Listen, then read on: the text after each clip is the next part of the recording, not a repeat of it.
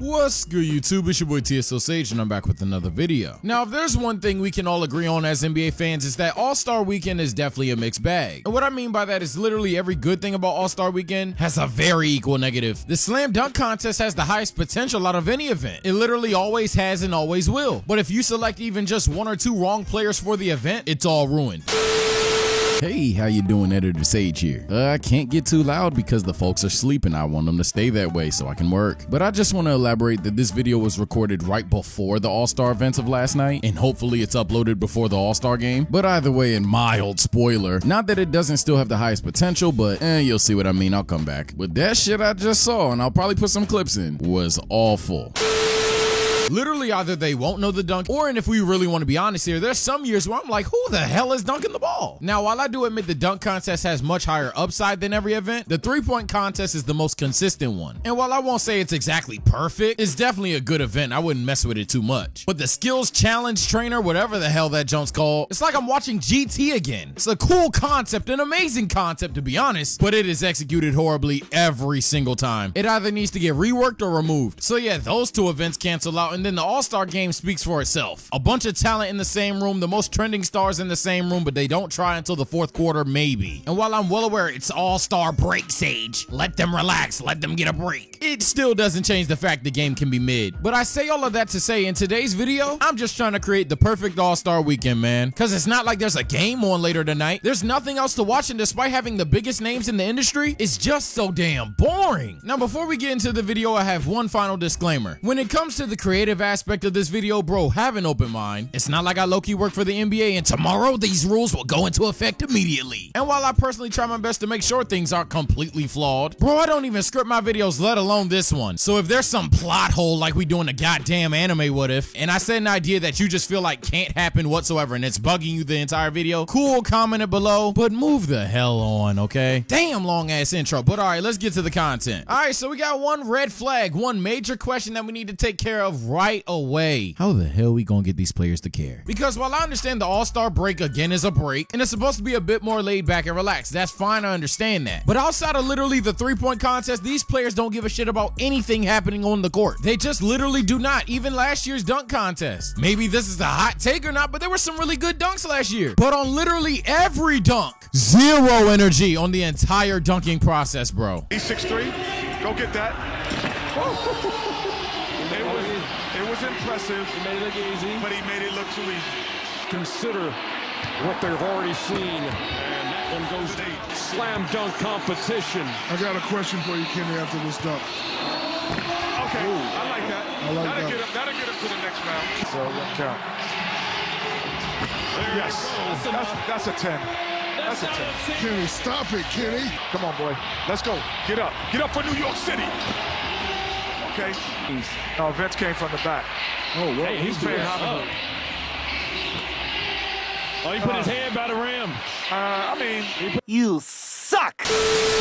And it was so painfully obvious after they dunked the ball. It's one thing if you're doing the I'm too cool for school or I do this shit all the time type of bit to therefore sell your dunk even higher. I understand that. But if all four people are having that exact same demeanor, it's not a bit in the slightest. They dead ass don't care about anything happening on the court. They just don't. And obviously the game's self-explanatory, so what do we do about making these players care about each and every event? Well, every event that isn't an actual game, y'all are gonna hate it because they're millionaires. But the answer is money, and it's not close. The number I've seen for all past contest events is around 100K. Bump that shit to 500,000. If it's getting the viewers, maybe even 1 million. And I guarantee you that will entice the players to try to win the contest. I don't think that's gonna work for the All-Star game, especially considering they gotta split the money, not even close. But you telling me I just gotta make a couple threes, I get 500,000? I just gotta do a really cool dunk and have the fans go crazy, and I get 500,000? Say that. It's not that hard. In terms of contests, money's the answer. Now, as for the game incentive, I'm not gonna lie, and this is where I said be open-minded. If the All-Star game rewarded the winning team late first-round picks to take back to their franchise, players is playing. Imagine heading into Sunday's game. If Team LeBron wins, LeBron brings back a first-round pick for the Los Angeles Lakers right now. You know LeBron's really gonna try in that game. You know everyone's gonna tune into said game, and it's gonna encourage the other dog shit franchises to, you know, acquire all-star talent. To specify where I would put these late picks, and yes, I acknowledge there could be 15 of them, I'm thinking either we start this all-star slot right above pick 27 or at worst above pick 29. That way way the draft picks aren't interfering too much with the initial draft, but at the same time, they're making a very clear impact. Like it's literally a free draft pick. Now, there's bound to be some people that think this is OP, but I completely disagree. There's literally leagues where the all-star team winner determines home court advantage in the finals of the entire league, which a lot of people want that to be in the NBA as well, but then that means we have to go back to East-West teams, and I don't really want that, no cap. Now, remember when I said rework or take out the skills challenge? Yeah, we're taking that shit out. And instead, and trust and believe, I do not care if you think head ass or whatever the fuck, we are adding a 3-on-3, if not a 1-on-1 tournament. Make the prize $2 million if it has to be. I don't care. I really don't need to explain why it's a good idea and why it would be fun to watch. And surely there's definitely going to be players that decline this event for wanting to save their brand. But would every single player in the NBA do so? No, not even close. The NBA would literally trend from start to finish of the event, and it's such a fucking cash grab. Oh my god. Now, there's been many ideas on how to fix the slam dunk contest. Hell, there's even been an idea of NBA players just not being in it at all and it just being full of a bunch of pro dunkers. But here's how I would fix it. First of all, add more dunkers. Outside of that one really weird year where they tried to do the 3-on-3 thing, I don't know why it's only been 4. And to be honest, even then, I don't know why it would only be 6. You can definitely speed the events up for those that are thinking it's gonna last too long. Half of the shit is just replays any goddamn way. So I don't think having 6 people that are dunking, or even 8, harm the event in the slightest. In fact, I think it does the opposite. A lot of people fear that every dunk in NBA history has been done and that's why it's boring now. And while I do understand the argument, I also disagree. But before you even try to debate me, let's bring one of these pro dunkers in and let's really see how many dunks are still left to be done. Yes, I do believe that 1 or 2 of my extended slots should go to people that are outside of the NBA, because to them, $500,000, let alone $1 million, oh, they're definitely gonna compete. And for most people, just seeing a new face would ensure new content for them in terms of the dunk itself. And if you think the NBA players that accepted that dunk contest invite are all gonna be collectively cool with some random dude just out dunking them, hell no. Now the player's gonna want to tighten up. So it's definitely gonna be a bit more competitive. But worst case scenario, let's say I'm wrong and the players are like, yeah, whatever, bro, got it. There's gonna be 2 dunkers going the fuck crazy all night. Fun is guaranteed, and that's the most important aspect of the dunk contest. Told you I was coming back. Editor Sage here once again. Making this quick, after last night's dunk contest, 2 things became painfully obvious to me. First of all, even though I do indeed want more dunkers, if the quality of the dunkers themselves are, let's say, not up to par, that'll be the only exception, because I don't want random guys dunking the ball. Obviously, I would prefer all-stars because it's, you know, all-star weekend, but it's not even just that. Look at Juan, for example. Do I think the boy can dunk 100%? But the contest is supposed to be symbolic of the best dunkers in the league. That's not JTA, bro. It's just not. I know you can't make LeBron or Ja play if they don't want to play, but aim higher in terms of box office appeal is all I'm saying. And hell, this might sound a bit hypocritical, but this is what I believe. Even if a motherfucker like Steph Curry is like, put me in the game, put me in the game. No cap, Wardell, get your ass in here and let's see some dunks. Because if anything, he's showcasing something we're not used to him doing, and it's something new. It's like, what the fuck? Steph Curry's in a dunk contest. This should either be terrible or shocker of the year. But you'd watch it is the point. Again, shout out JTA, it's no slander towards you, but that's 1 and 2. I don't know what the fuck this new dunk attempt rule is. You get 3 tries and you're done. I know we fuck with Jalen Green, but he killed the entire night, let's be honest. Oh, and you get a timer, holy shit. Speaking of that, last one before I turn this into a rant. I'm probably not gonna run the Naruto music this time. Why the fuck is it 1 through 10 and you can only put a 6 at worst? I ain't gonna lie, you ain't dunked the ball, that's a 0. The fuck? OB was creative, shout out to him for being the one person who was creative, even though he didn't finish with a lot of power. But when he banked a dunk, I gotta give that shit at least a 6, really? Shit is beyond lame. Oh, Sage, you don't know how hard it is. I'm D566. Shut your lame ass up, bro.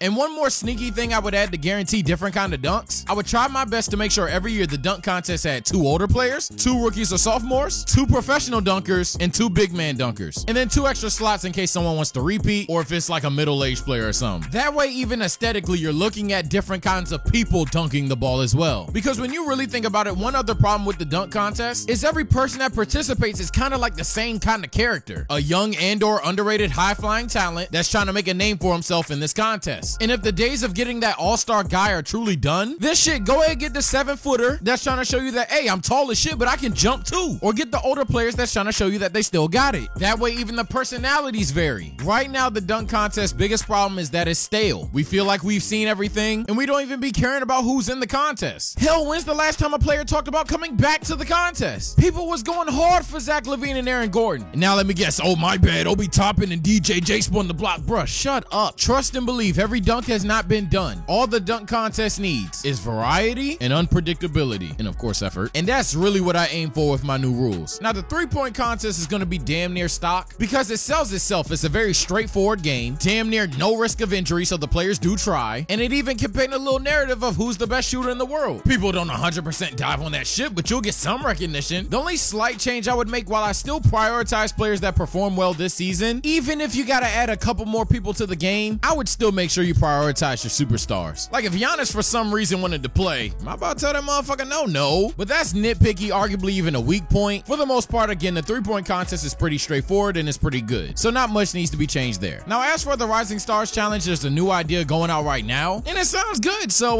yeah, let's see how that turns out. Lastly, in regards to the All-Star game, whether you prefer a target score or a generic game, it really doesn't matter. As long as the players want to, or at least are incentivized to play, it's gonna sell itself. But there's one small change that I promise would go such a long way. As funny as this year's All-Star selection segment was, for the love of God, let it be live on the court, bruh. It's one thing if you get picked late or someone gets picked over you and you got like 2 weeks to think about it. But if you're a guard and LeBron picks another guard over you, you might be more incentivized to make sure he loses tonight. Plus, for the NBA to be full of such superhumans at the game of basketball in a billion-dollar organization, having such a relatable way of picking teams really would go a long way. That's just some really fun shit to do. And that's really the whole thing that I want for the All-Star break. Again, I recognize it's the All-Star break and it's not supposed to be too competitive. Players not gonna go 100% no matter what rules we try to instill, no matter what incentives are given out, and no matter how hard the fans beg for it. So even though I did my best to make sure we get a little bit of a competitive edge and a certain level of basketball quality, at the end of the day, this shit is supposed to be fun, bro, and it doesn't have to make sense all the time. Basketball is literally a game, bro, with various different ways to play said game. While I always want the players to at least try, at the end of the day, at least for this weekend, it's supposed to be fun, and that's all I want. And that's gonna do it for today's video. It's been your boy TSO Sage. I ain't gonna lie, reflecting on it, you hate these ideas. I don't know what you like. Maybe you just want my negative attention, which is weird, or you genuinely just might not like basketball. Either way, all troll aside, comment below your own All-Star Weekend ideas. Let me know what you agree or disagree with as well. And it's been your boy TSO Sage. I'ma holla at y'all later. Take care and stay blessed.